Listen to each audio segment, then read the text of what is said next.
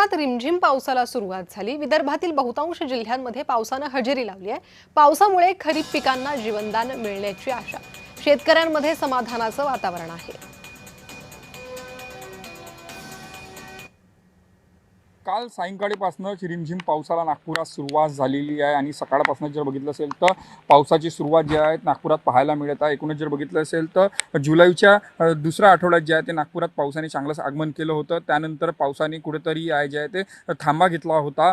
नागपुरासह विदर्भात सुद्धा काही ठिकाणी जे आहे पाऊस जे आहे ते सुरू आहे। एकूणच जर बघितलं असेल तर या पावसामुळे जे आहेत शेतकरी राजा जे आहे ते सुकावलेले आहे। अनेक शेतकऱ्यांनी जे आहे त्यांच्याकडे सिंचनाची सोय अशा शेतकऱ्यांना एका अर्थानं पिकं लावले होते, त्यांनी परे लावले होते। मात्र अनेक जे शेतकरी होते जे सिंचनापासून वंचित होते त्या शेतकऱ्यांना जे आहे ते कुठेतरी त्यांच्या जे आहे ते नुकसान होता। मात्र 2 दिवसापासून जे आहेत विदर्भातल्या काही जिल्ह्यात जे आहे ते पाऊस पडत आहे। तर नागपुरात काल रात्री जे आहे ते पाऊस पडायला एका अर्थानं सुरुवात झाली। एकूणच जर बघितलं असेल तर सकाळपासूनच जे आहे ते रिमझिम पावसाला जे आहे ते सुरुवात झालेली आहे। एकूणच जर बघितलं असेल तर जुलैच्या पहिल्या आणि दुसऱ्या आठवड्यामध्ये जे आहे ते 40% जे आहे ते पाऊस झालेला आहे आणि याची तूड जी आहे ते भरून निघणार का अशी अपेक्षा जी आहे ते शेतकरी राजा करीत आहेत।